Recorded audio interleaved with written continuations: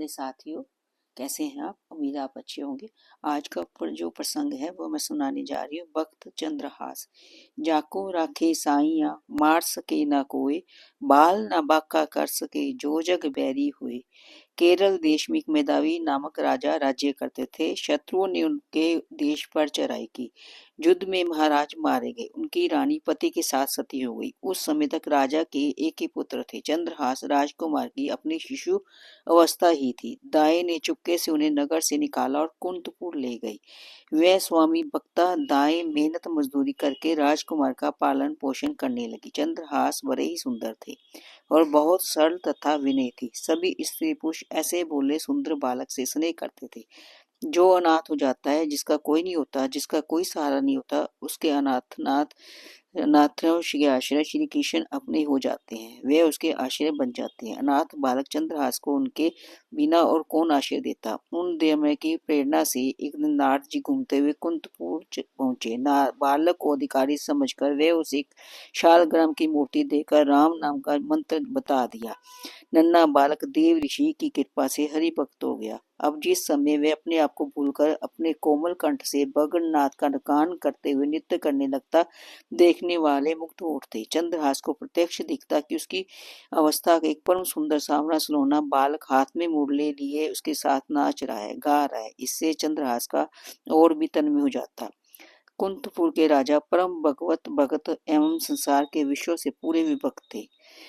उनके कोई पुत्र तो था नहीं, केवल चंपकामालिनी नाम की कन्या थी। महर्षि गालव को राजा ने अपने गुरु बनाया था और गुरु के उपदेश अनुसार वे भगवान के भजन में ही लगे रहते थे। राज्य का पूरा प्रबंध मंत्री दृष्ट बुद्धि करता था। मंत्री की पृथक भी बहुत बड़ी संपत्ति थी। वह और कुंतपुर तो एक प्रकार से वह ही शासक थे। उनके सुयोग्य पुत्र मदन तथा अमल की उनकी राज्य कार्य में सहायता करते थे।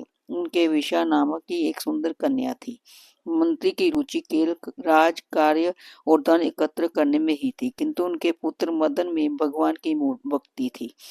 वह साधु संतों का सेवक था, इसलिए मंत्री के महल में जहाँ विलास तथा राग रंग चलता, वह ही कभी कभी संत भी एकत्र हो जाते थे। भगवान की पावन तथा कथा भी होती थी।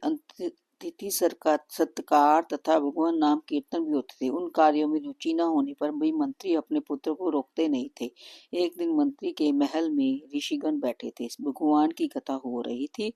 उसी समय स्वर्ग पर भवन के सामने से भगवान नाम कीर्तन करते हुए चंद्रहास बालकों की मंडली के साथ निकले। बच्चों की अत्यंत मधुर कीर्तन ध्वनि सुनकर ऋषियों के कहने से मदन ने सबको बुला लिया। चंद्रहास के साथ बालक नाचने गाने लगे। मंत्री दृष्ट बुद्धि भी इसी समय वहां आ गए। मुनियों ने तेजस्वी बालक चंद्रहास को तन्मय होकर कीर्तन करते देखा। वे मुग्ध हो गए। कीर्तन समाप्त होने पर स्नेह पूर्वक समीप बुलाकर ऋषियों ने उन्हें बैठा लिया। उनके शरीर के लक्षणों को देखने लगे। ऋषियों ने चंद्रहास के शरीर के लक्षण देखकर दृष्ट बुद्धि से कहा, मंत्रीवर, तुम इस बालक का प्रेम पूर्वक पालन करो, इसे अपने घर रखो। यही तुम्हारी संपूर्ण संपत्ति का स्वामी तथा इस देश का नरेश होगा। एक अज्ञात कुलशील राह का भिखारी बालक मेरी संपत्ति का स्वामी होगा? ये बात दुष्ट बुद्धि के हृदय में तीर से लगी। वे तो अपने लड़के को राजा बनाने का स्वप्न देख रहे थे। अब एक भिक्षुक सा लड़का उनकी सारी इच्छाओं को नष्ट कर दे, ये उन्हें सहन नहीं हो रहा था। उन्होंने किसी से कुछ कहा नहीं, पर सब लड़कों को मिठाई देने के बहाने घर के भीतर ले गया। मिठाई देकर दूसरे लड़कों को तो उन्होंने विदा कर दिया, केवल चंद्रहास को रोक लिया। एक विश्वासघाती वधिक को बुलाकर उसे चुपचाप समझाकर उसके साथ चंद्रहास को भेज दिया। वधिक का पुरस्कार बारी लोग मंत्री ने दिया था। चंद्रहास ने जब देखा कि मुझे ये सुनसान जंगल में रात के समय लाया है, तब उसका उद्देश्य समझकर कहा, भाई तुम मुझे भगवान की पूजा कर लेने दो, तब मारना। वधिक ने अनुमति दे दी। चंद्रहास ने शालिग्राम जी की मूर्ति निकालकर उनकी पूजा की और उनके सम्मुख गदगद कंठ से स्तुति करने लगे। बोले बालक का सुंदर रूप, मधुर स्वर तथा भगवान की भक्ति, वधिक की आंखों में भी आंसू आ गए। उसके हृदय एक निपराध बालक को मारना स्वीकार नहीं करता था, परंतु उसे मंत्री का भय था। उसने देखा कि चंद्रहास के एक पैर में 6 उंगलियां हैं। वधिक ने तलवार से जो एक उंगली थी अधिक थी उसे काट लिया और बालक को वही छोड़कर वह लौट गया। दुष्ट बुद्धि वह उंगली देकर बहुत प्रसन्न हुए। इन्हें लगा कि अपने बुद्धि कौशल से ऋषियों को मोदवानी में मैंने झूठी कर दी। कुंतपुर राजा के अधीन एक छोटी रियासत थी, चंद्रपुर। वहां के नरेश कुल नंदिक किसी कार्य से बड़े सवेरे वन की ओर घोड़े पर जा रहे थे। उनके कानों में पड़ी मधुर भगवान नाम कीर्तन ध्वनि पड़ी। कटी उंगली की पीड़ा से भूमि में पड़े पड़े चंद्रहास करुण कीर्तन कर रहे थे। राजा ने कुछ दूसरे बड़े आचार्य से देखा कि एक छोटा देव कुमार जैसा बालक भूमि पर पड़ा है, उसके चारों ओर अद्भुत प्रकाश फैला है। वन की हिरनियां उसके पैर चाट रही है, पक्षी उसके ऊपर पंख फैलाकर छाए किए हुए हैं, इसके लिए वृक्षों से पके फल ला रहे हैं। राजा के पास जाने पर पक्षी वन में चले गए। राजा की कोई संतान नहीं थी। उन्होंने सोचा कि भगवान ने मेरे लिए ही वैष्णव देव कुमार भेजा है। घोड़े से उतरकर बड़े स्नेह से चंद्रहास को उन्होंने गोद में बैठाया, उनके शीर की धूली पहुंची और उन्हें अपने राजभवन में ले आए। चंद्रहास अब चंदनपुर के युवराज हो गए। जो पवित्र संस्कार होने के पश्चात गुरु के यहाँ रहकर उन्होंने वेद वेदांग तथा शास्त्रों का अध्ययन किया। राजकुमार के योग्य अस्त्र शस्त्र चलाना तथा नीति शास्त्र आदि सीखा। अपने सद्गुणों से वे राजपरिवार के लिए प्राण के समान प्रिय हो गए।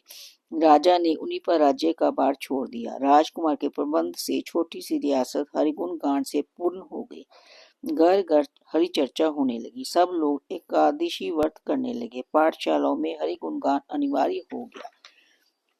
चंद्रपुर सियासत की ओर से कुंतलपुर को 10,000 मुद्राएं कर के रूप में प्रतिवर्ष दी जाती थी। चंद्रहास ने उन मुद्राओं के साथ और भी बहुत से रत्नादि उपहार भेजे। दुष्ट बुद्धि ने जब चंद्रपुर राज्य के ईश्वरी वहां के युवराज के सुप्रबंध की बहुत प्रशंसा सुनी, तब सवे वहां की अवस्था देखने वे चंदनपुर आए। राजा तथा राजकुमार ने उनका हृदय से स्वागत किया। जहां आकर जब दृष्ट बुद्धि ने चंद्रहास को पहचाना, तब उनके हृदय व्याकुल हो गया।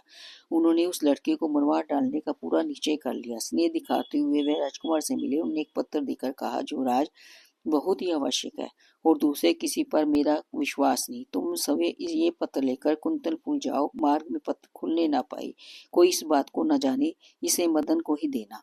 चंद्रहास घोड़े पर चढ़कर अकेले ही पत्र लेकर कुंतलपुर को चल पड़े। दिन के तीसरे पहर वह कुंतलपुर के पास वहां के राजा के बगीचे में पहुंचे। बहुत प्यासे और थके थे, अतः घोड़े को पानी पिलाकर एक और बांध दिया। सवेरे सरोवर में जल पीकर एक वृक्ष की शीतल छाया में लेट गए। लेटते ही उन्हें निंद्रा आ गई। उसी समय एक बगीचे में राजकुमारी चंद कमालिनी अपनी सखिया तथा मंत्री का कन्या विषया के साथ घूमने आई थी। संयोगवश अकेली विषया उधर चली आई जहाँ चंद्रहास सोए थे। उस परम सुंदर युवक को देखकर वह मुग्ध हो गई और ध्यान से उन्हें देखने लगी। इससे निद्रित कुमार हाथ में एक पत्र दिख पड़ा। कुतूहलवश उसने धीरे से पत्र खींच लिया और पढ़ने लगी। पत्र उसके पिता का था।